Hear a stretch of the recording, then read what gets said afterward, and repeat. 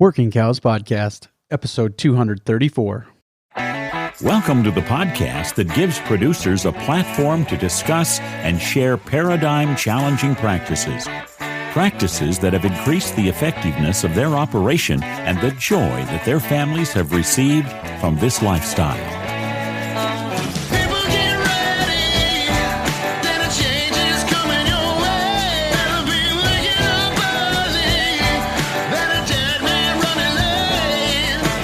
Howdy, everybody. This is Clay Conry, host of the Working Cows Podcast, powered by the Global Ag Network, here with another episode for you. And this episode is brought to you by Grasshopper Mowers. With Grasshopper Mowers, nothing gets in the way of mow day. It doesn't matter whether you're on the backfield or the front yard. On mow day, perfection is a game of inches. It's a battle of fence line and fierce terrain. Out there, on that Grasshopper mower, you don't let anything stop your stripes. Nothing stands in the way of a job well done. For more on mow day and Grasshopper mowers, visit grasshoppermower.com. Very excited to be joined today by Wayne Knight. Wayne is the Executive Director of Holistic Management International. And I think this episode marks 2 times that I have ended up recording in less than ideal situations because of my lack of ability to manage a calendar well. And both of those times happen to be with board members of the Holistic Management International Group, one with Ariel Greenwood and the other with Wayne Knight, this second time that I'm having him on. So you're going to hear a change in audio quality from this intro to the episode itself. But what we're talking to Wayne about today is about simplified monitoring, a simplified approach to range monitoring and range health monitoring and some of those things. So some exciting new things and a new initiative that they've got going on with the Holistic Management International and their approach to range monitoring. So I will allow Wayne in this conversation to fill in the gaps and inform you about what that actually looks like with boots on the ground. But here's my conversation with Wayne Knight, Executive Director of Holistic Management International. Wayne, thanks for joining me today on the Working Cows Podcast. Welcome back. Thank you. It's great to be here. You emailed me a while back and said that you guys have been working on some stuff at HMI regarding monitoring and simplifying monitoring and some of those things.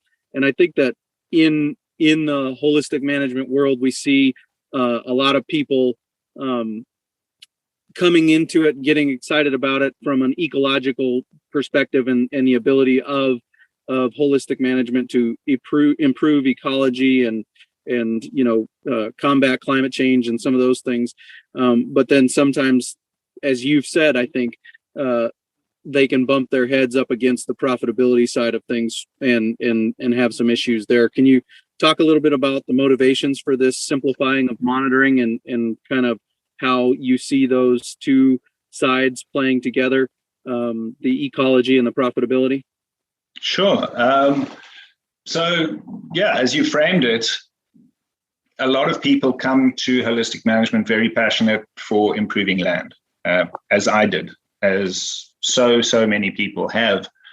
And although the economic portion of things, the economic side of things is really central, it's one of the key pillars of what we're teaching, so often the motivation to improve the environment is totally overshadowed by the animal side. And so often that means that animal performance suffers.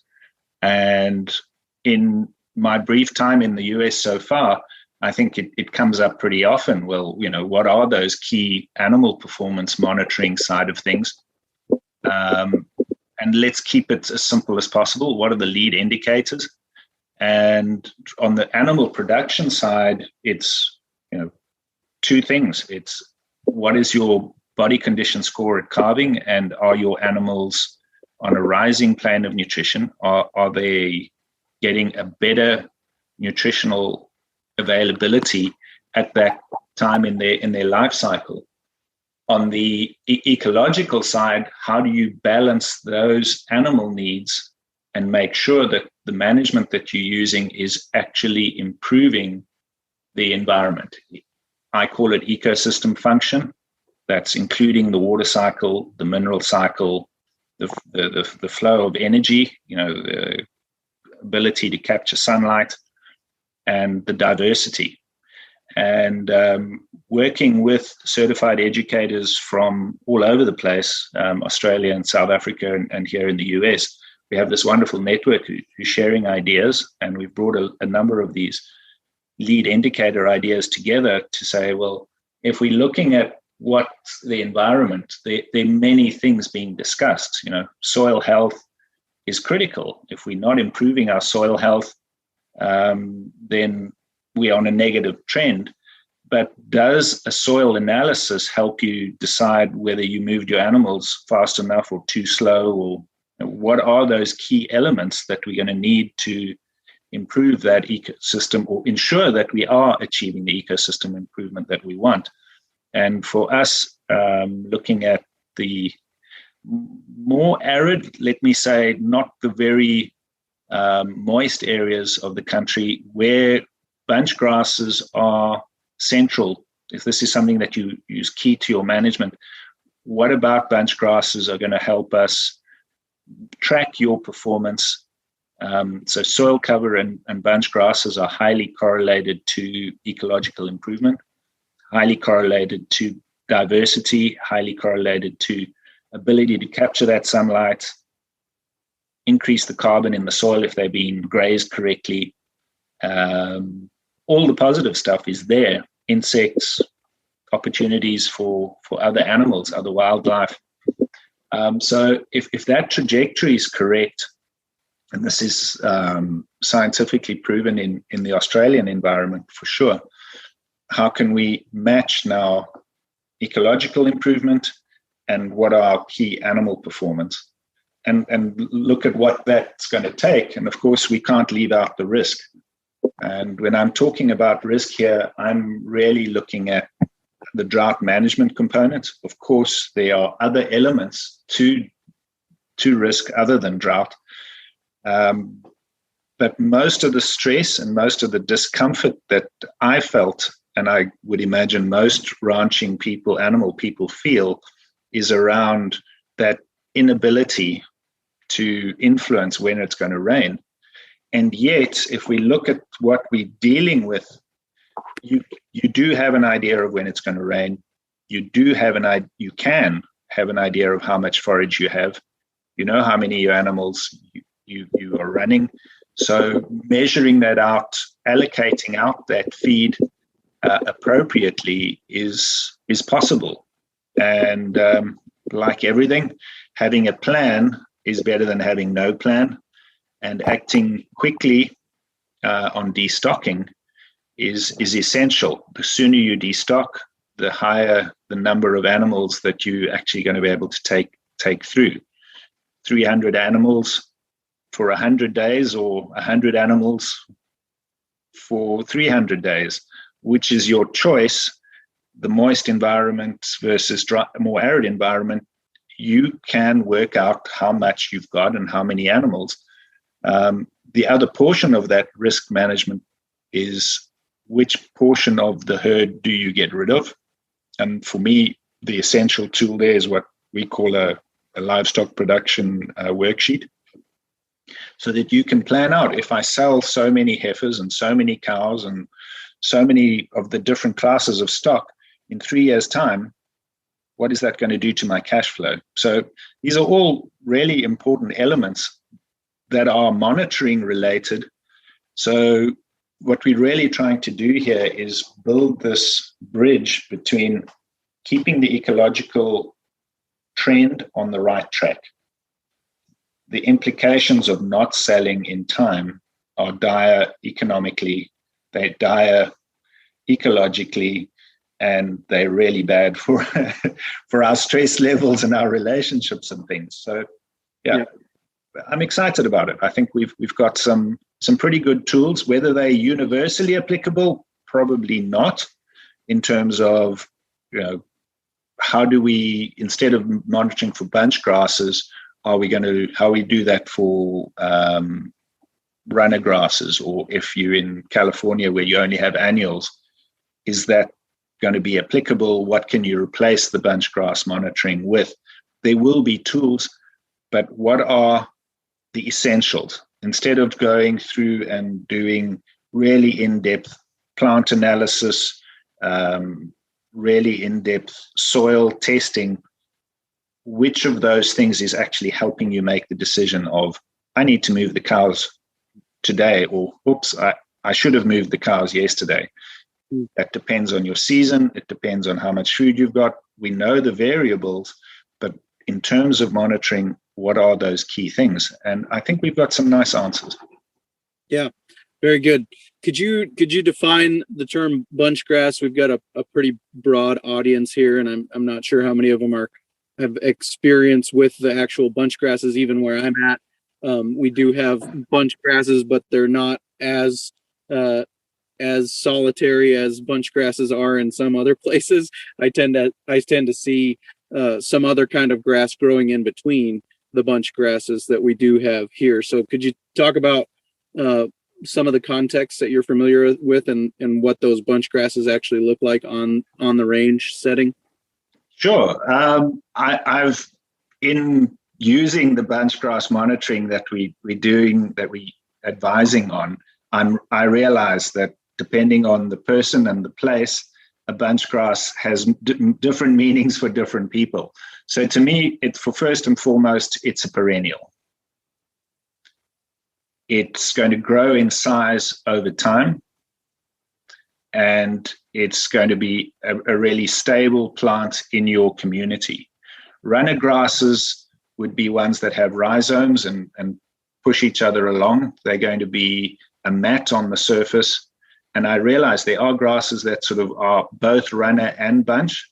But if you can measure the diameter and the increase and the decrease in the diameter of a bunch grass or a grass between seasons, then I would say in very broad terms, that's a bunch grass. It's definitely perennial. It definitely has a tendency to create a large area on the soil surface. And part of the reason we're looking at bunch grass in the description of a bunch grass, part of the reason we're wanting to use bunch grasses is particularly because of this reluctance to do monitoring, because a lot of people don't know the difference between an annual and a perennial. And it's very difficult for them to be able to say, well, this is an annual, this is a bunch grass, this is a perennial grass plant. So we're saying if it has a diameter over an inch, you can be certain that this is looking to be a bunch grass. And what we're trying to get is that diameter increasing with time, or is it decreasing? If your bunch grasses are decreasing, your management's having some problems. If that diameter is increasing, you're on the right track, as long as you don't have dead centers with moribund. Then that's a function of density. So in terms of getting a feeling right, those are the key elements. The other critical part of the monitoring is your soil surface covered? Is more of your soil surface covered than it was, or is that trend decreasing? If it's decreasing, something about your management's really not right. And you can get into the long discussions about, is that because of density? Is that because you're grazing too regularly? Is it because, the argument goes on, but the point being that if we can measure just bunch grasses, the correlation to other species, diversity, there's a high correlation between whether your bunch grasses are doing well and whether your ecosystem function is on a positive trend. And that's related to cover, it's related to moisture infiltration, root depth. Basically, all the good stability stuff that we want would be on the same trajectory as improving bunch grasses. Oh, the other one I haven't mentioned is your inter-bunch grass spacing increasing or decreasing. Obviously, if you're getting more and more, you're filling in the spaces. That's a positive trend. If those bunch grasses are getting further and further apart, you're on a negative trend, on a very negative trend if it's going down quickly. So you've mentioned a couple of times simplifying this monitoring and ultimately really making the decision-making process easier and more powerful. Can you tell me, as I understand it, some different methods of monitoring in the past have involved throwing lawn darts over your shoulder, taking out squares, 3 feet by 3 feet, or a ring, and monitoring the same place and kind of keeping track of some of these same things that you're talking about. How is what you're talking about different? Well, I think that is still the best monitoring to do. The more data points you have, the more you've got to make good decisions on. But if I hear over and over again, I don't have time to do the monitoring, I don't have the knowledge to do the monitoring, it takes too long, it's unrealistic, then I would say the fallback on that decision is, well, what's the least amount of monitoring you can do? Because if you're not monitoring at all, you don't know. And if you don't know, you're not managing. And that's a pretty brutal statement, but it's true. And a lot of places, no one does any monitoring, or the monitoring people aren't speaking to the management people. So the monitoring is actually just a pretty picture on the wall. I'm being critical, but I think we have to marry the knowledge that we're getting from the monitoring to the management decisions that are being made. And the management decisions that are being made are really, is my animal condition on track? Am I going to reach these key targets? And there are many targets. I mean, to say animal production is about body condition score at calving and rising plane of nutrition at mating is very, very simplistic. But if you're not monitoring those, you're in trouble. And what I'm putting out here with the bunch grass monitoring is, if you're not monitoring your bunch grasses and that spacing, those minimal 4 measures, then you have no idea, and therefore you're actually hoping for the best. And bringing those two together is essential, as is monitoring how much, or calculating, measuring how much forage you have at the end of the growing season for what period of time. Measuring the forage is useless unless you've got a timeline. How do you work out the timeline? We're saying, let's look at a rainfall analysis. When I did my rainfall analysis, it was a real eye-opener. We have impressions of when rain's going to start. We have impressions on when rain's going to end. But if you put that into a 20-year rainfall cycle, that's close enough that you've got some pretty good statistics. And what was surprising to me is that, we have a summer rainfall. So right now it's summer in South Africa. And our assumption between my dad and me was the rainfall will start around the 4th of October. And we'll probably have rain until March 30th. Sometimes we get rain in April. That looks really good. When we did the rainfall analysis, it suddenly made us absolutely clear that our growing season was a lot shorter. Our reliable growing season was a lot shorter than we'd ever realized before. It starts in the first 2 weeks of November, and it runs reliably to the middle of February. So that changes significantly how we planned our growing season, how we planned our drought safe date, our green date. It shifted how we were going to calve. It shifted all sorts of things, because what we thought and what the data was showing us were so different. And even more interesting to me is that in the time that I was ranching, with the deviations or changes in when our rainfall arrived, where we were relying on rain the first part of November, when I left the ranch in 2020, the rain was coming in December. So that trend line had moved. What I also find extremely interesting is over 100-year rainfalls records that we have, very, very close to 100 years. the rainfall absolute amount over that time hadn't changed. So the wet cycles and the dry cycles were pretty much evened out over that entire time. I'm not sure that that's the case in the US. I'd be very interested to know how that actual data plays out. But for me, it was a quite an eye-opener and something I used in talks and in discussions with people, because everyone's saying, oh, our rainfall's actually declining. In our case, we have, I always say, drought years hunt in packs. They seem to get you, they come one after the other. And you definitely get dry cycles and wet cycles. And in my analysis, those dry and wet cycles balanced each other out. They might be getting more extreme, but the actual amount of rainfall over time was pretty much the same. Very, very good stuff. I really like the practical power of the simplifying the monitoring. Could you walk me through the actual how-to? What is being monitored? You mentioned the plant spacing. You mentioned the diameter of the bunch grasses. And some of those things, but can you just so yeah, sure. So what we're trying to do here on the environmental, on the biological monitoring, if you like, is to say if our bunch grasses are improving, then the whole ecosystem's improving. So average diameter of the bunch grass is being monitored. Is it increasing or decreasing? Is the space between bunch grasses increasing or decreasing? In other words, are we germinating more bunch grasses over time?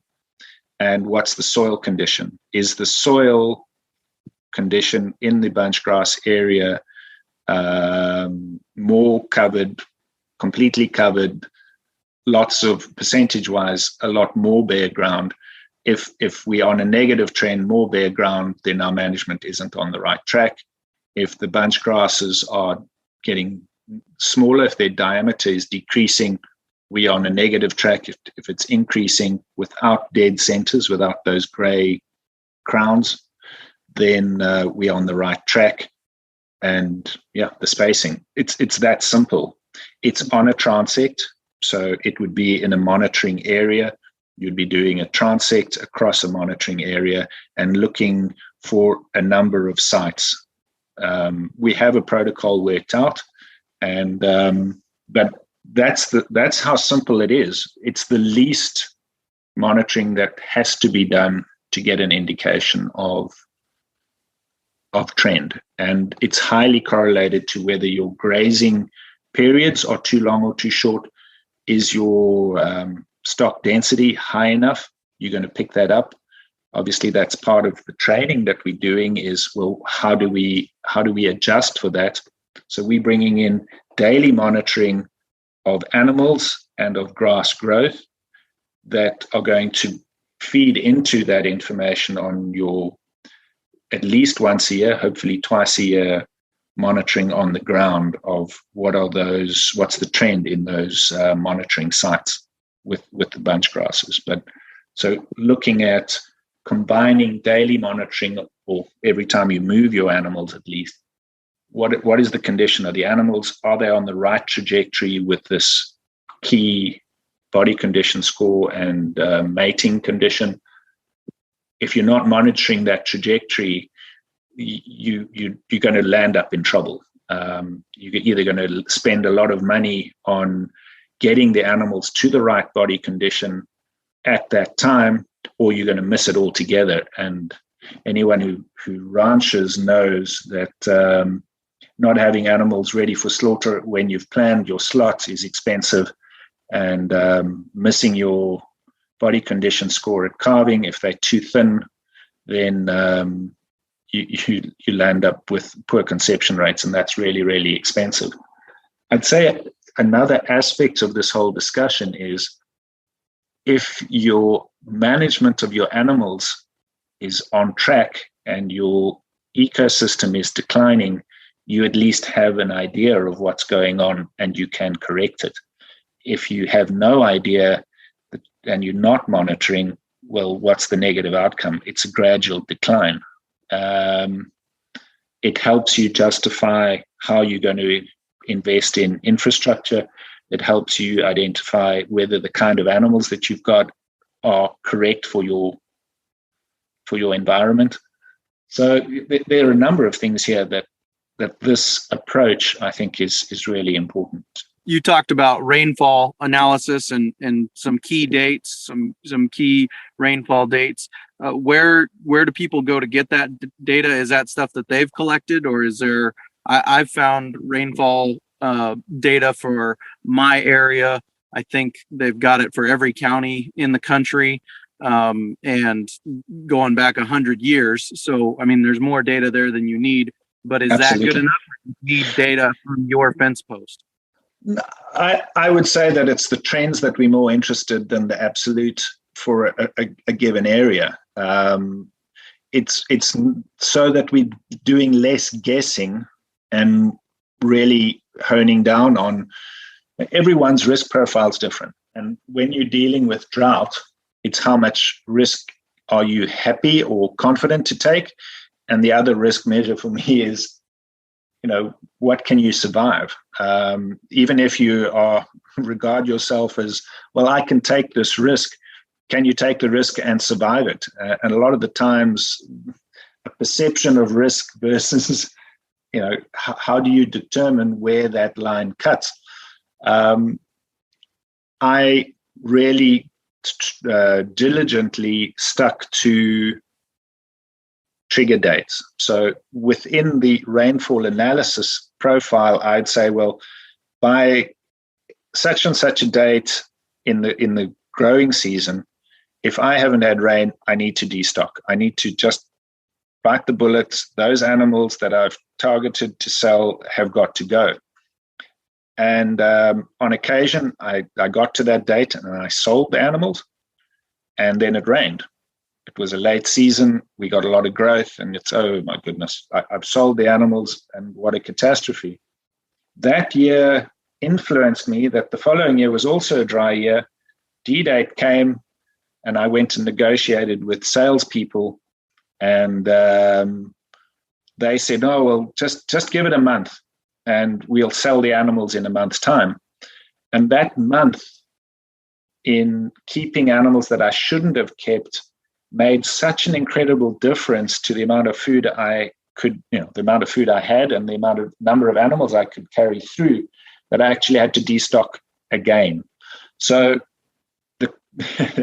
these dates, sticking to them, determining them, and it's always going to be a question of, well, oh, but look at the rainfall forecast. It says it's going to rain in 2 weeks' time. We're on July 1st, and this has happened, but look, there's a front on the way. For me, that date becomes a non-negotiable. If that date comes around, no matter what, so that monitoring point, that I call it a monitoring point, if by that monitoring point the trigger's triggered, you've just got to act. You've got to go through with that action, because the risk of not following through on that action is just so expensive that, and it's part of proper planning and management. So I'm not sure that I've answered your question. Going back to your question, is that data enough? I'd say absolutely. I wouldn't go back 100 years, because I think we're all aware that rainfall cycles have changed. What is the last 20 years? What is the last 10 years is probably a little too little. If I look at the cycles on my property, and I can talk with confidence from where I lived and what I was up to, I'd say 20 years is probably a really good measure. And the analysis is pretty much working out from that data, was there sufficient rainfall in a 2-week period that would create or have opportunity for plants to grow actively in your environment, and breaking it down, yes or no. And if you've got a lot of yeses in that 2-month period going across your 20 years, you've got a high probability of rainfall that would have created growth. And, you're looking at, in my case, it was, 30s, coming up to 60s. And I'm going, well, coming into a growing season, 60% chance, that's not enough for me to have confidence that I'm going to have green 2 weeks later. Then I've suddenly shoot up to 85, 90%. That's confidence for me. And then dropping off on the other side, it goes from like 85% first half of February, 65 second half of February, and then into the 30s and 40s for April, May, which we can get rain and have had huge rain in my environment, but I couldn't rely on it. It wasn't something I could include in my planning. So my drought safe date wasn't in that area. That's too far. The chances of having growth and being able to rely on a catch up at that stage, it's too late. There are too few places where that's happened over time for me to use that as a reliable growth month. Cut it out. It's not part of my planning. I hope that helps. Yeah, no, that's real good. Very practical. I really appreciate that. I've put that resource, the link to those county by county breakdowns of rainfall data in the show notes page before, but I'll do it again. Is this new monitoring emphasis, direction, whatever you want to call it, is that going to be incorporated into HMI schools going forward? Is there other places people can go to learn and look into information about that? We are testing it out at this stage, Clay. We've run a few workshops. It's been very well received. At this stage, it's all of HMI's grazing workshops will incorporate this. We're in the process of introducing it to our CE network. And I think it's very valuable information because it does just cut out so much of what's, I wouldn't say unnecessary, but changing from not doing it to doing some is better than not having anything. So I hope that answers that question. So where should we send people then? Is it on the HMI website that we could say this is where you can find grazing workshops to learn this? Yes, absolutely. Holisticmanagement.org. Yep. That link will also be in the show notes page for today. Wayne, thank you so much for your time today. It's been very practical and helpful, and I look forward to getting exposed to these ideas further in the future. Thank you so much for the opportunity, Clay. Really appreciate it. It doesn't matter whether you're on the backfield or the front yard. On mow day, perfection is a game of inches. It's a battle of fence line and fierce terrain. Out there, on that grasshopper mower, you don't let anything stop your stripes. Nothing stands in the way of a job well done. For more on mow day and grasshopper mowers, visit grasshoppermower.com. Thanks for bearing with me there on the audio quality issues. Appreciate all of the support and everything that's made all of this the level at which I'm able to produce this podcast a reality. You guys have been very generous, and I very much appreciate that.